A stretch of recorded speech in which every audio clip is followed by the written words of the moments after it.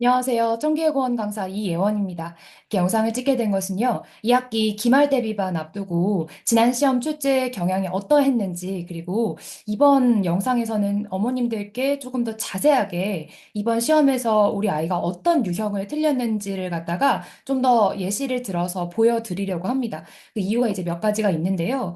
일단은 2학기 중간만 돼도 우리 아이가 내신 시험에서 틀려오는 유형이 거의 정해져 있어요. 그래서 이렇게 오답이 나오는 유형이 결국에는 모의고사의 오답 패턴까지도 이어지는 경우가 상당히 많습니다. 그렇기 때문에 2학기 중간 때부터는 우리 아이가 틀려오는 유형이 뭔지를 학부모님들께서도 정확하게 알고 계시는 게 도움이 되더라고요. 그래서 이번 영상에서는 우리 학교 이번에 객관식 주요 문제 분석을 조금 해드리려고 합니다. 그리고 마지막으로는 기말 대비반 시간표 말씀드리고 이제 마치려고 합니다.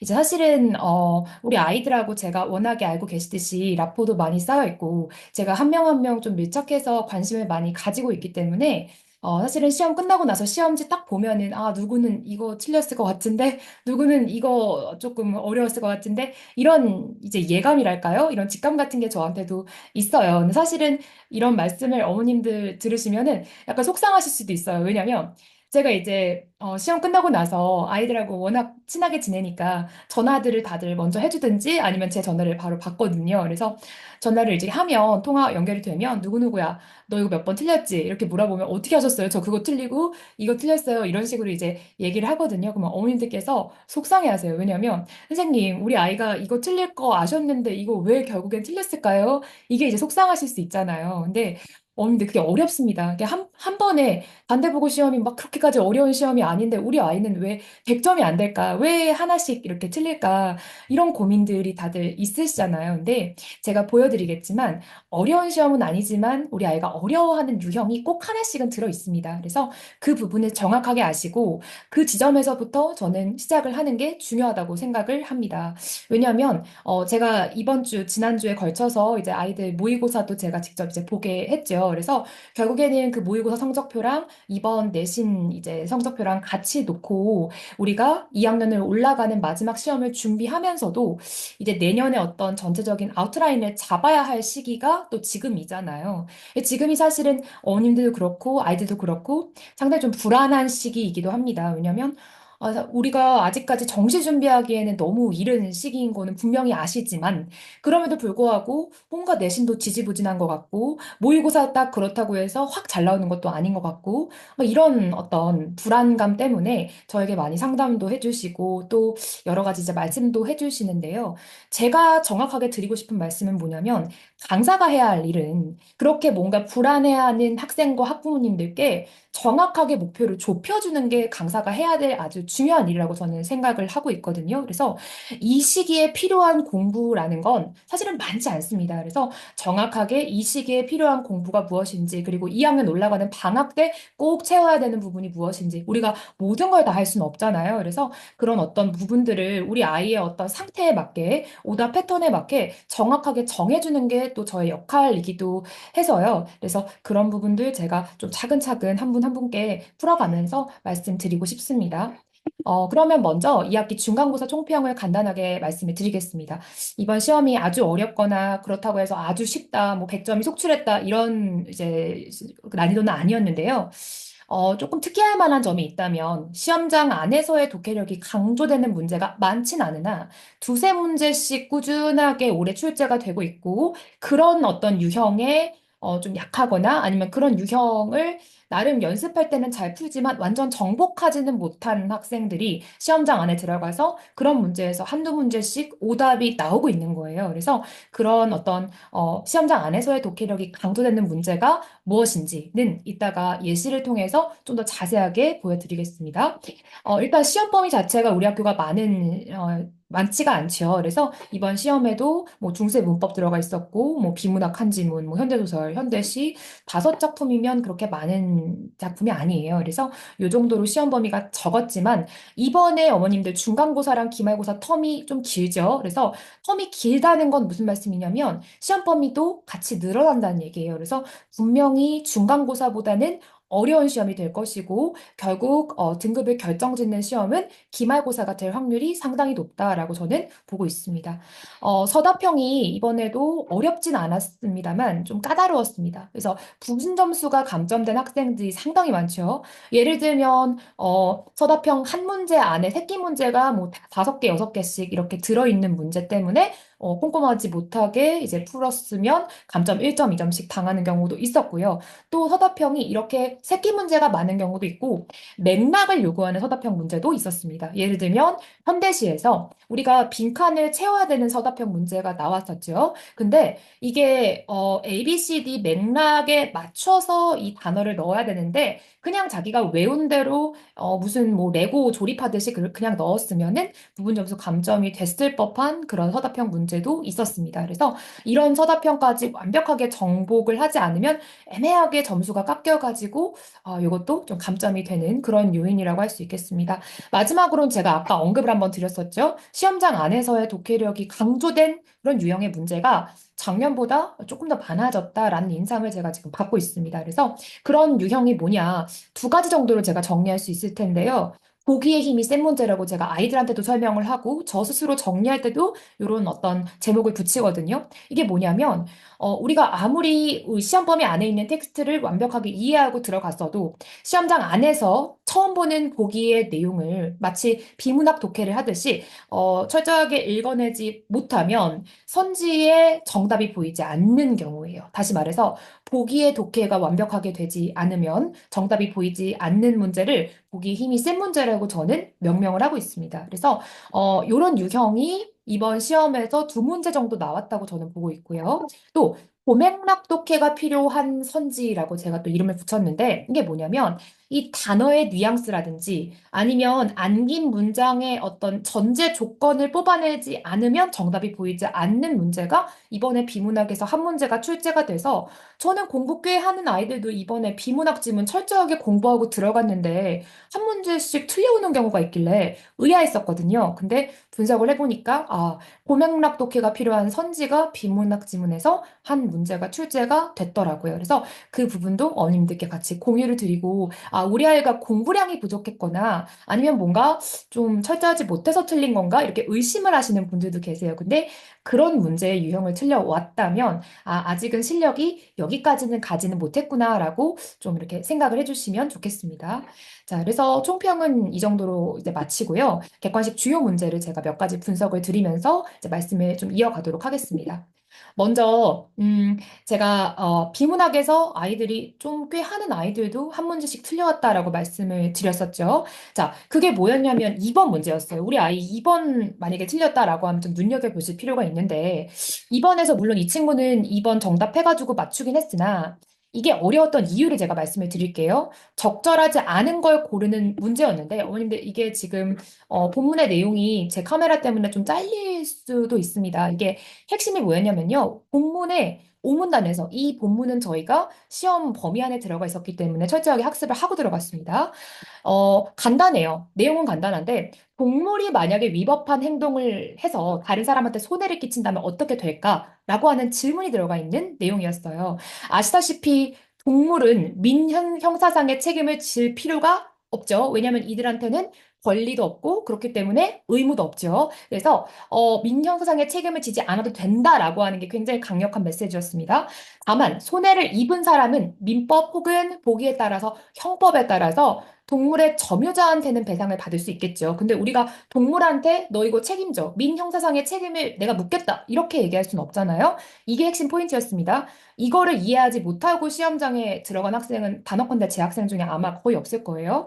자, 근데 2번 선지가 왜 적절하지 않은지 한번 생각을 해보세요. 법에서 동물을 물건으로 보더라도 여기까진 맞죠? 동물은 물건으로 취급을 한다고 본문에 나와 있습니다. A씨 반려견의 형법상 책임은 뭔가 이상하죠? 반려견의 소유자인 A씨가 대신 져야 하기 때문에 이런 결과가 나온 거야. 이게요, 그냥 대충 읽으면, 맞는 선지 아닌가? 왜냐면, 동물을 물건으로 보잖아. 여기까지, 이 앞맥락까지는 분명히 맞거든요. 그리고 여기 봤을 때, 형법상 책임은 소유자가 져야 되는 게 맞지 않나? 그게 본문의 내용 아닌가? 이렇게 간단하게 우리 어른들도 보고 넘어가면은 넘어갈 수 있는 그런 문제였어요. 자, 그런데 이 선지가 왜 틀린 선지였냐? 제가 노란색으로 지금 표시를 해놨죠? 제가 본문에서 그랬잖아요. 동물은 책임이 없다는 게 굉장히 강력한 메시지였어요. 근데 이 선지에서는 반려견의 형법상 책임은 이라고 해서 안긴 문장으로 이 안에 들어있는 전제가 뭡니까? 반려견한테는 형법상 책임이 있다라고 일단 전제가 들어간 안긴 문장이죠. 플러스 그 형법상 책임은 반려견의 소유자인 A씨가 대신 져야 돼. 대신이라고 하는 이 말의 뉘앙스를 알고 있어야 돼요. 대신 진다는 거는 전제 조건이 뭡니까? 일단 이 반려견한테 형법상 책임이 있으니까 내가 이 반려견의 책임을 대신 replace를 해서 지겠다라고 하는 게 전제로 들어있는 거잖아요. 그러므로 이 선지는 틀린 선지죠. 왜냐하면 본문에서는 반려견한테는 절대 책임이 없다. 왜? 의무가 없기 때문에. 이렇게 설명을 했기 때문이죠. 이게 만만치 않죠, 어머님들. 그쵸? 그래서 우리 아이가 비문학 틀려왔는데 이게 말이 되나요? 이렇게 생각하실 수도 있지만 생각보다 이런 식으로 고맥락 독해가 필요한 선지가 이번에 들어왔더라고요. 이번에 지난 1학기 때도 이런 선지를 구사하시는 선생님이 한 분 계시거든요. 그분이 한두 문제씩 이런 문제를 내시다가 이번에 이런 식으로 비문학에서 좀 괜찮은 선지를 내셨길래 제가 눈여겨보고 한번 가져와 봤습니다. 그래서 우리 아이가 틀렸다면 이런 부분에서 아직까지 맥락을 읽어내는 부분이 부족하구나라고 생각을 하시면 되겠습니다. 자, 그럼 넘어가서요. 이것도 마찬가지로 이제 고맥락 독해는 아닌데요. 시험장 안에서의 독해력이 꼭 필요한 문제라고 제가 분류를 한 문제입니다. 이건 이제 문법에서, 중세 문법에서 서답형 1번으로 나왔던 문제인데요. 이게 사실은, 이 답을 채워야 되는 유형은 굉장히 심플하거든요. 그냥 서답형 문제입니다. 근데 문제가 이 학생의 코멘트 밑에서 이 선생님의 코멘트가 처음 보는 이 정보였어요. 이게 기억 고용어에 관련된 정보였거든요. 근데 이 기억 고용어에 대한 굉장히 구체적인 정보가 아이들 처음 보는 정보가 여기 들어가서 이 처음 보는 정보를 자기가 알고 있는 기억 고용어라고 하는 개념에 결합을 해서 여기에 하나하나 분석을 해서 이제 적어주는 게 서답형 1번의 문제였습니다. 그래서 이거는 단순히 우리가 훈련했던 대로만 기계적으로 이게 도출을 해서 될 문제가 아니라 시험장 안에서 처음 보는 정보를 결합해서 서답형 여러 가지를 써내야 했던 문제였기 때문에 제가 생각하기엔 서답형 전체 유형 중에 이 서답형 1번이 가장 어려운 유형이 아니었나라고 생각을 하고요. 그래서 아이들 충분하게 제가 이번에 아이들 문법 공부 정말 열심히 시키고 들어갔거든요. 그래서 이번에 우리 아이들 문법 성적이 상당히 좋습니다. 다 맞거나 아니면 많이 틀려봤자 한 문제 틀린 아이들이 지금 거의 90%가 넘어요. 그래서 저는 이제 문법 유형에 대해서 굉장히 자신이 있었는데 이번에 부분 점수가 깎인 게 있다면 아마 서답형 1번이 아니었을까라고 생각을 하고 있습니다. 그래서 여기서 만약에 부분 점수가 깎였다면 우리 아이가 공부를 안 해서야 이거라기보다는 시험장 안에서 이 부분이 제대로 독해가 안 됐고 이거를 적용하는데 좀 어려움이 있었구나라고 생각하시면 되겠습니다. 그럼 넘어가서요. 마지막으로 이제 보기에 힘이 센 문제입니다. 자, 이것도 마찬가지로 시험장 안에서의 독해가 필요한 문제죠. 자, 이것도 20번 문제였는데요. 객관식이죠.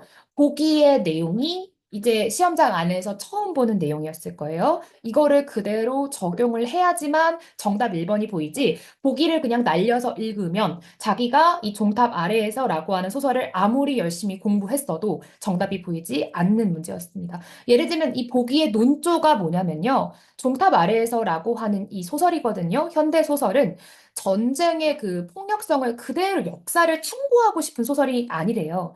오히려 그 안에 있는 사람들의 어떤 슬픈 감정이나 이런 것들을 위로하고 싶은 소설이래요. 이게 보기의 논조였거든요. 그러니까 정답이 이제 1번이 되는 거예요. 1번은 실제 지명과 인물을 언급하여 팩트를 체크하는 아이들은 지명하고 인물을 언급하는 것까지는 맞거든요. 그래서 맞는데 뒤에 가볼게요. 역사적 사실의 정확한 기록과 탐구라는 의도를 반영하고 있군. 이 부분이 틀렸죠. 왜냐하면 보기의 논조는 그게 아니었죠. 기억하시죠? 종탑 아래에서는 역사적 사실의 정확한 기록을 체크하려고 쓴 작품이 아니라 어떤 감정적인 위로를 주려고 쓴 작품이래요. 그렇기 때문에 보기의 내용을 충분하게 반영하지 못했으므로 정답은 1번이다. 이런 식으로 이제 생각의 흐름이 가져야 되는데 이 유형에 익숙하지 않거나 물론 제가 충분히 학습을 시키고 아이들 시험장에 보내긴 했습니다만 이 부분 보기의 독해가 시험장 안에서 여러 가지 요인으로 인해서 충분히 독해가 되지 않은 학생은 이런 문제에서 오답이 나오지 않았을까라고 생각을 하고 있습니다.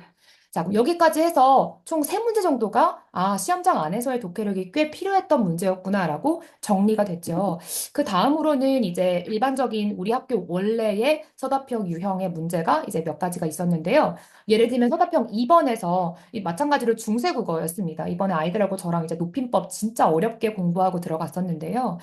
이런 식으로 A부터 지금 보세요. 서답형 문제가 A부터 E까지 총 5가지를 넣어가지고 이제 완성을 시키는 그런 유형이 우리 학교 특히 문법에서 상당히 좋아하는 유형이죠. 그래서 꼼꼼하지 못한 아이들이 있죠. 그런 아이들이 꼭 하나씩 실수를 하는 경우가 있어요. 이건 정말 단순 실수라고 보셔도 돼요. 그래서 만약에 서답형 2번에서 부분 점수가 깎였다? 충분히 훈련하고 들어갔습니다. 근데 부분 점수가 1점이라도 깎였으면 이거는 좀 헐렁하게 문제를 풀지 않았을까라고 생각을 하셔도 괜찮겠습니다. 왜냐하면 이런 식으로 제가 이거는 직보 때 제가 직접 제작한 문제거든요. 우리 학기 유형에 맞춰서. 여기서 보시면 A부터 O까지 이거는 뭐 기역부터 이음까지로 나와 있긴 합니다만 총 5가지의 높임법을 적용해가지고 그대로 쓰시오라고 하는 게 완벽하게 일치한 유형이었고 이게 제가 만든 문제이긴 합니다만 그렇게까지 또 특별한 유형의 문제는 아니에요. 그래서 이런 부분들은 충분히 학습을 하고 갔기 때문에 여기서 틀렸다면 조금 더 이번에 집중할 필요가 있겠다라고 생각을 합니다. 다음 넘어가서 우리 학교 유형 중에 이거는 어려운 유형은 아닌데요, 어머님들. 이게 옛날식의 어떤 이게 뭐냐면요. 태도와 가장 시일 하나를 본문에 줘놓고 윗글의 화자가 현실에 대한 태도랑 유사한 거를 이제 외부 작품 가져와가지고 고르시오라고 하는 문제인데 사실은 이게 좀 오래된 유형의 문제예요. 요즘에는 학교들이 잘 쓰지 않는 문제인 게 종결어민만 웬만치만 보면 바로바로 걸을 수 있는 문제인데 이게 1학기 때도 꼭 한 문제씩 이런 것들이 들어가더라고요. 그래서 이번에도 마찬가지로 직보 때 제가 이런 식으로 외부 작품 갖고 와서 아이들하고 이제 종결어미 파악을 하면서 이제 공부를 한 바가 있어서 이런 부분들은 어렵지 않은 문제이나 우리 단대부고가 꼭 하나씩 좋아하는 유형의 문제이다라고 생각을 하시면 되겠습니다. 네, 그래서 뒤에 보여드린 제가 한 5개 정도의 문제를 보여드렸는데 뒤에 보여드린 이 2가지 문제는 어려운 문제도 아니고 특별한 문제도 아니지만 우리 단대부고가 좋아하는 유형의 문제다라고 정리하시면 되겠고 앞에 보여드렸던 3가지의 문제는 올해 들어서 조금 강화된 문제다. 시험장 안에서의 독해력이 필요한 문제구나. 우리 아이가 만약에 이걸 틀렸더라면 이 부분에서 실력이 조금 더 쌓여져야겠구나라고 생각을 하시면 되겠습니다. 자, 그럼 정리가 다 됐는데요. 이번에 이제 아이들하고 제가 손필기 자료를 어떻게 공부했는지 간단하게 보여드리려고 가져왔습니다. 그래서 세종어제 훈민정음 이제 중세 문법이죠. 이런 것들도 아이들하고 이제 직보 때 하나하나 제가 손필기 자료 나눠주면서 우리가 꾹꾹 눌러가면서 이제 정리를 한 바가 있었고요. 당연히 이 안에서 모든 문제가 다 나왔죠. 물론 시험장 안에서의 독해력이 필요한 그 특정한 문제 빼고요. 자, 그 다음에 오른쪽 보시면 이게 보이실까요? 꽃덤불이라고 하는 이번에 이제 시험 범위 안에 들어가 있는 현대 시였죠. 그래서 이런 시도 제가 하나하나 이제 학교 필기 반영을 하고 중요한 부분들 좀 더 컬러 써서 아이들하고 손필기로 정리를 하고 이제 들어갔기 때문에 시 부분에서는 아이들이 어려워하지 않았습니다. 그래서 이번에 문법하고 현대시 부분에서 아이들 오답이 거의 나온 바가 없어서 제가 그 부분은 기쁘게 생각하고 있습니다. 이번 내신 대비반 강조점 설명드릴게요. 일단은 아시다시피 저는 자료를 넘치게 주는 거를 상당히 경계하고 있습니다. 왜냐면 자료가 자기가 감당할 수 없을 만큼 많아져 버리면요. 처음에는 나 이만큼 자료 많아 좋아 보여도 결국에 시험장 안에 들어갈 때는 그게 마음의 부담이 되거든요. 내가 이거 자료 다 못 보고 들어갔는데 어떡하지? 이런 마음 먹게 되면 국어는 페이스 말릴 수 있기 때문에 저는 자료 넘치지 않게 효율적이라는 게 이 자료의 어떤 압축성도 중요하겠지만 적재적소에 이 자료를 주는 것, 정확한 시기에 이 맞는 자료를 주는 것도 중요하다고 생각합니다. 그래서 예를 들면 손필기 자료를 처음부터 준다든지 아니면 너무 구체적인 자료를 첫 시간부터 수업 시간에 준다든지 이런 것들을 저는 지양하고 있고요. 딱 이 아이들의 어떤 이해도에 맞게끔 정확한 자료를 주는 거를 가장 제 수업에 큰 주안점으로 두고 있습니다. 두 번째는 제가 문법에 자신이 또 있고 아이들도 저하고 문법을 배워서 특히나 문법에서 좀 좋은 어떤 점수를 보이는 만큼 이번 시험에서도 우리 마지막으로 남은 게 문법 요소잖아요. 그래서 문법에서만큼은 우리가 실수 없이 만점 받자라고 하는 게 저의 어떤 작은 목표이기도 합니다.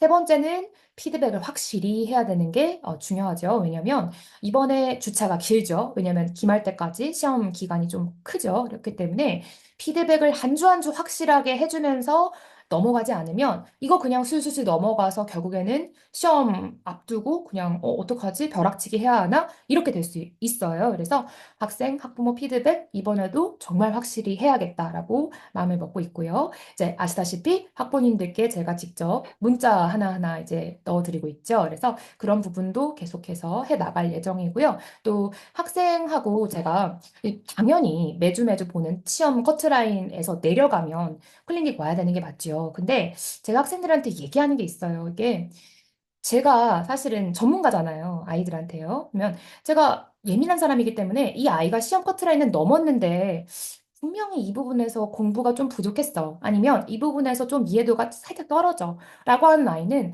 커트라인 넘었어도 너 이번에 좀 와라 라고 얘기를 하거든요. 그러면 순순히 오는 아이가 있고 제가 왜 와야 되죠? 이 시험 커트라인 넘었는데요. 이렇게 하는 아이가 있어요. 두 번째 아이가 위험합니다.